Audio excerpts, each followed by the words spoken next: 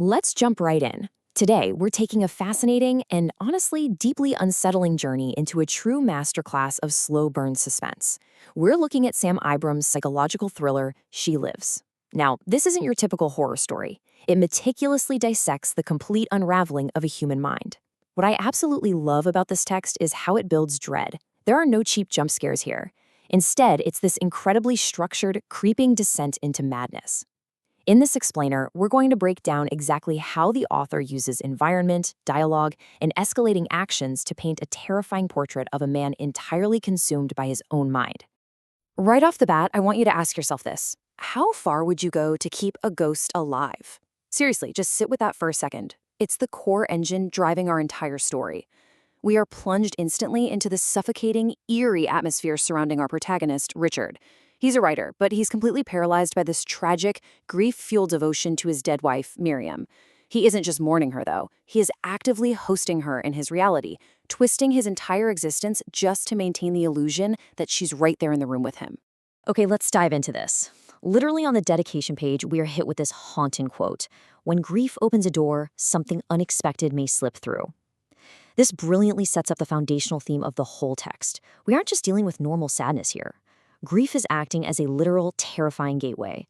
It's a vulnerability that lets something deeply wrong take root in Richard's psyche. Actually, psychological studies show that up to 60% of grieving spouses experience some form of bereavement hallucinations, though obviously it rarely reaches this extreme. The unexpected thing slipping through the door isn't a traditional monster under the bed. It's a monstrous, mutated version of his own coping mechanism. So, to really grasp Richard's descent, we have to look at his baseline, the fracture of a grieving mind. He's living in this squalid, worn-down, cramped single-bedroom apartment. He's got a cracked Ferguson Thorne television, a dull royal gray typewriter that's just gathering dust. But you know what the most prominent feature of this space is? It's not the furniture. It's the invisible, completely dominating conversations he's having with Miriam. The air in his apartment is described as dense and breathless. He paces, he sings to her, he literally begs empty space for writing advice. His reality is already deeply fractured before the real horror even kicks in. Now, what's really interesting here is the stark and frankly disturbing juxtaposition of his existence.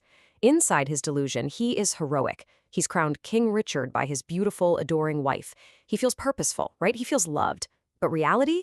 Reality is grim. He is quite literally starving. The text describes his t-shirt clinging to the sharp outlines of his ribs. He is living in absolute filth, surrounded by foul odors, wrapping himself up in a dirty red linen sheet, and essentially talking to the wall. That vast, gaping chasm between his internal heroic narrative and his external physical decay is exactly where the true horror of this story lives. To make his isolation feel even heavier, the story briefly yanks us out of Richard's head, showing us these little echoes of the real world. We see kids playing on the sidewalk, a neighbor heading off to work, a janitor just sweeping up. These brief, jarring flashes of normalcy, they serve to sharply contrast and highlight just how incredibly dark and isolated Richard's private reality has become. We see a perfect example of this contrast right in his own building. Lily brings this bright, naive innocence to the narrative. She politely introduces herself, even offers him a bag of fresh groceries, apples, carrots, eggs. She is a direct lifeline back to humanity. But right there next to her is Phil, the building's janitor. Phil pulls Lily aside and gives her this incredibly grim warning. He tells her the scrawny man with the wild hair is not altogether proper and warns her to just stay away. See, Phil sees the reality of Richard's decay, a reality that Lily is just too polite or maybe too innocent to notice. So how does his delusion react to this lifeline? Miriam's command is simple and it's chilling. Throw it away. This is such a crucial moment. Miriam is incredibly controlling. She demands that Richard take this fresh food, this physical, tangible connection to the real world and to another living, breathing human, and destroy it. And he does. He obeys without question, tossing bruised tomatoes and cracking fresh eggs straight into the trash. That single act effectively severs his ties to the real world, locking him in and ensuring he stays entirely reliant on her. And this is where the story shifts. The tension really dials up here because we are hitting a major turning point. Richard's internal delusions, they are no longer satisfied with just isolated conversation. They start demanding external physical sacrifice. The sickness in his mind requires a tangible, bleeding toll out in the real world just to maintain the illusion of his ghost. Let's move to the timeline and see exactly how this builds, because his psychosis accelerates at a terrifying pace. It starts off subtly enough in the afternoon.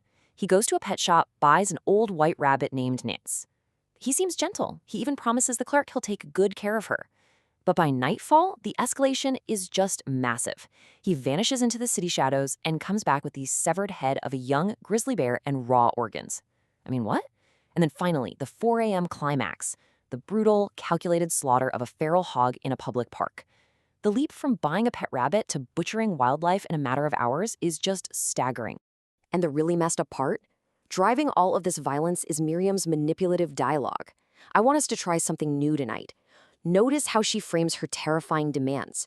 She makes them sound like intimate couples activities. She's playing on his desperate need to please her, constantly dangling her presence and affection as a reward for his compliance.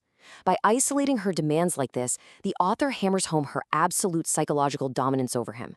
He is essentially a puppet, and she is pulling strings woven directly out of his own grief. And her demands, they strip away way more than just his morality. Take off your clothes. Come to me, bare. She commands him to shed his clothing, which is this literal and metaphorical stripping away of his humanity. He obeys instantly. He leaves himself vulnerable, shivering, degraded, all just to appease her.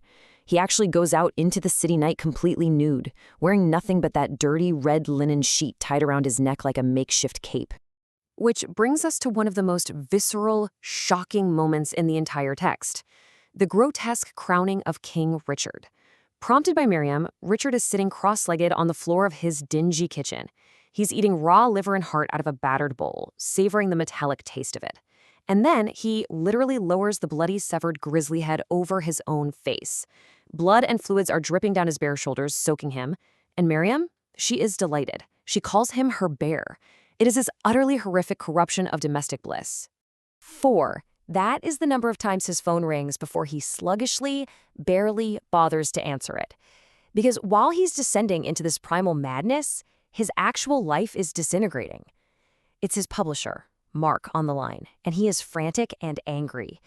Richard was supposed to deliver his manuscript, Les Wheat, weeks ago, but Richard is completely detached from reality. He just brushes Mark off with these empty promises, staring blankly at his dust-covered typewriter. He's completely abandoned his professional life, his art, the real world, all for the sake of his delusion. The ultimate climax of his external violence hits in the dead of night at a community park. Richard is stalking a large feral hog, but things go sideways. A security guard spots him and, assuming he's just some drunk guy, tries to help him. Richard's response?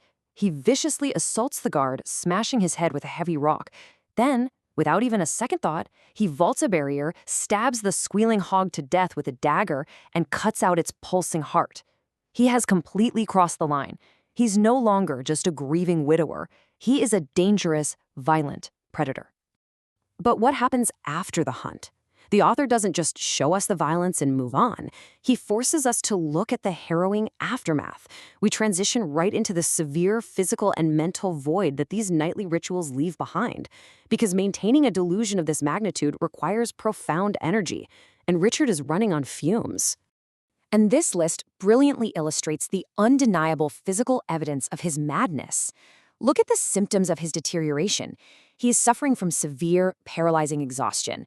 He's lying on his floor with crusting blood under his nose, sweat soaking into the carpet. He's experiencing extreme weight loss. Literally, a light breeze shows his ribcage. The apartment is choked with unbearable, foul odors of rot and unwashed bodies. So much so that when Lily comes to knock on his door the very next day, he is physically incapable of turning his neck or answering it. In his mind, he's a god, but his body is actively dying. Which brings us to this incredibly grim, ironic quote from Miriam herself. You almost died. Even the delusion, the very hallucination that is driving him straight over the edge, is forced to acknowledge the deadly toll this is taking on his fragile, broken frame. She chides him for pushing too hard. It creates this deeply twisted dynamic where the parasite is essentially warning the host that the body is failing. By dawn, Richard is completely consumed by the dark. Despite nearly dying the night before, the madness compels him to get up again.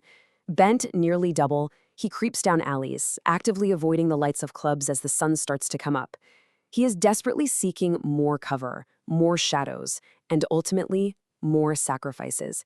anything to keep the ghost of his wife breathing in his mind. So I want to leave you with this final provocative thought. When grief becomes a monster, who is truly the victim here? Is it the innocent people and animals that Richard hurts? Or is it Richard himself, a man so profoundly broken by love and loss that his mind created a coping mechanism far worse than the pain itself, building a psychological prison he can never escape? She Lives serves as a dark, extreme mirror to everyday human psychology, and it leaves us entirely haunted by the devastating power of a grieving mind. Thank you so much for joining me for this explainer, and remember, keep questioning the shadows.